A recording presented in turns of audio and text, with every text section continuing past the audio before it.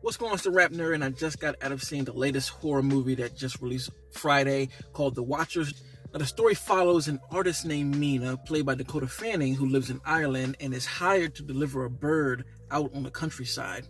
On the way there, her car breaks down and she finds herself lost in the woods, but quickly takes shelter in this room-like building with 3 other individuals who claim to be watched by somebody in that forest. Now, I'm going to say off rip that this film is not going to be for everyone. I feel like once the reveal happens, you're either going to be on board for it or you're not.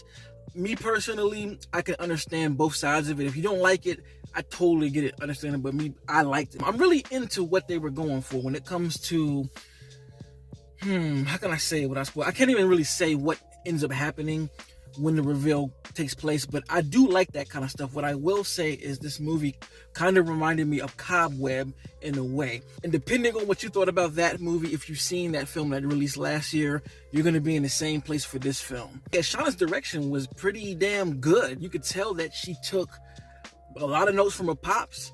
Beautiful shots, tension being built all the way through. Even the color palette of the film, I really love how the light was manipulated to convey certain moods. And I think Mina is fleshed out enough and given enough backstory to where you can understand why she feels the way she feels in the situation. There are even callbacks to her childhood, that some trauma happened that we get to see on full display here.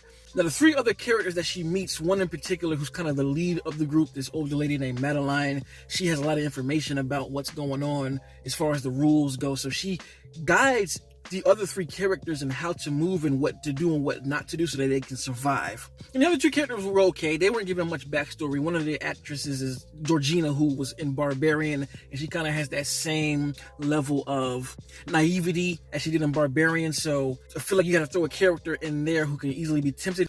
And the other guy, Daniel, he's kind of a prick. I feel like you have to put that kind of character within a small group to make for different style of taste of characters all in one. And as far as the location, we spend most of the time in the woods and in this room. And the camera work here does a lot of things to keep the tension. Like I said earlier, you get a lot of different angles from within the woods while the characters are looking out, accompanied by slow pans up and down. And they do a lot of creepy things in here that made the film work for me overall. And again, I can't express what the reveal is because that's going to spoil the movie, but I just like this type of stuff a lot.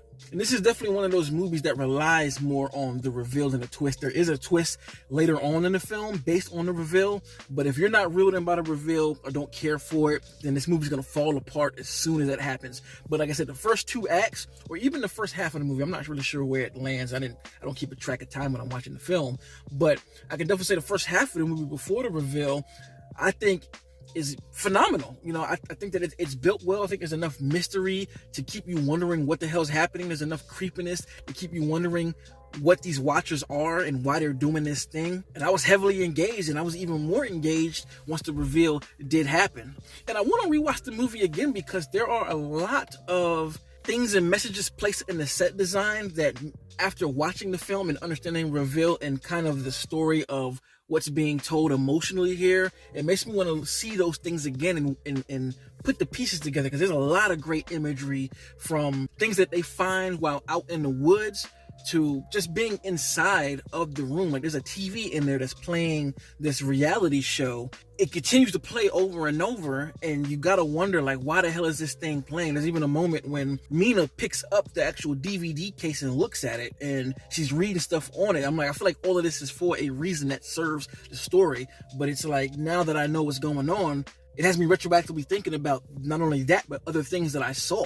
And once the reveal does happen, for me personally, there's a lot of nightmarish imagery that I loved a lot, man. There are some things that they do with the reveal that made me go like, and they continue to push that envelope forward that offer even more creepy things as the story goes on. And really, like I said, I love how the story weaves itself in and out of these different points when the reveal happens that kept me fully engaged. But I gotta say again, if you don't like that reveal, it's gonna go downhill, like, period, because it's all based on that. But I'm gonna stop it right here because there's not really much else I can say that doesn't spoil the film. So if you are interested, definitely go out and see it. I think Ishana has a bright future ahead of her. I think she did a great job, as far as directing goes, because she also wrote the film. All in all, I enjoyed it. I liked it a lot. It was a creepy mystery of a time, and I'll probably watch this joint again during the fall and winter seasons because it has that vibe to it. So let me know in the comments what you think about the film. Did the reveal work for you? And if it didn't, I totally understand.